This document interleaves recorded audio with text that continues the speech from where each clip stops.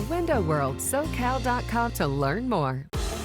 Anthony Anderson from Blackish, next live. This is Eyewitness News with live breaking news.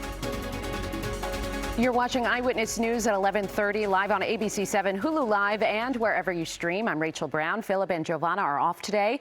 We're following breaking news in Cerritos. Scott Reif is over the scene in Air 7 HD. Scott. Yeah, Rachel, violent accident here. One person killed. Happened just after 9 o'clock this morning at Bloomfield and South Street. Now, according to some dash cam video, it looks like the vehicle there that slammed into the back of the FedEx truck just did not stop. There are no skid marks here. That's according to the LA County Sheriff's Department, who is investigating. There were multiple injuries. Unfortunately, one person was killed. Don't have a lot of updates on the other people that were hurt here, but certainly a big scene at the corner of Bloomfield and South Street. It'll be shut down for some time, this intersection, as they investigate. Rachel? All right, Scott, thank you.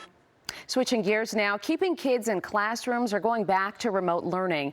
Many students and their parents have found themselves torn, struggling between wanting to stay on campus, to learn in person, while remaining concerned about getting COVID-19. Our Christian Cordero joins us live from South LA with more on the delicate balancing act. Christian.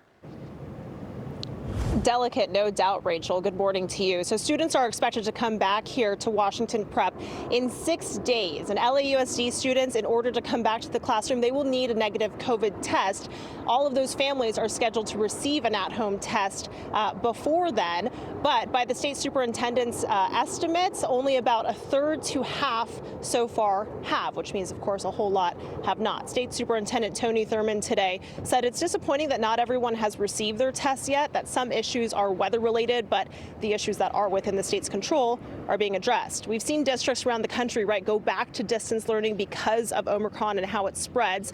Thurmond's understanding is that LAUSD will continue in person as scheduled, and he hopes they do because of the negative impact distance learning has on students. That was really his bridge into a whole lot of proposals he hopes to make a reality to help bridge certain inequities, including universal meals, universal after-school programs, and perhaps the biggest priority, based on the fact that he simply spent the most amount of time talking about it, is a plan to add thousands of mental health counselors to schools statewide.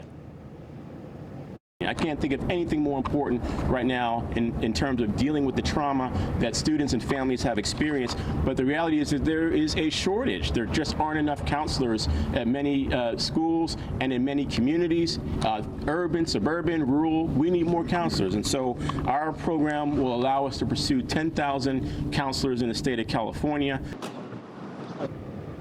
So what will it take to make this happen? Loan forgiveness, scholarships, reducing the time it takes to get licenses. Those are all incentives to help get more counselors in the door, but that all also costs money. $250 million for this mental health counselor piece alone. We understand that Governor Gavin Newsom plans to propose his budget, or at least announce it, next week, and that is for next year. It's unclear whether these proposals are budgeted in that, but Tony Thurmond says that he plans to go through the state and propose a state legislature and propose bills regardless. Reporting live in South Los Angeles, I'm Christian Cordero, ABC 7 Eyewitness News. A lot of moving parts. Christian, thank you. Due to the increase in COVID cases, Cal State LA will start its spring semester online. Classes will be remote for the first 3 weeks of the semester, which starts January 24th. USC will also start the spring semester remotely, but according to the Daily Trojan, all students, faculty, and staff will be required to wear surgical or N95 masks while on campus. USC will also ban fans from indoor athletic events through January 14th. UCLA's basketball game tomorrow will also be held without fans. 28 states are seeing their COVID cases soar, while 112,000 Americans are currently hospitalized with the virus. ABC's Rena Roy has the latest. As the country reports a stunning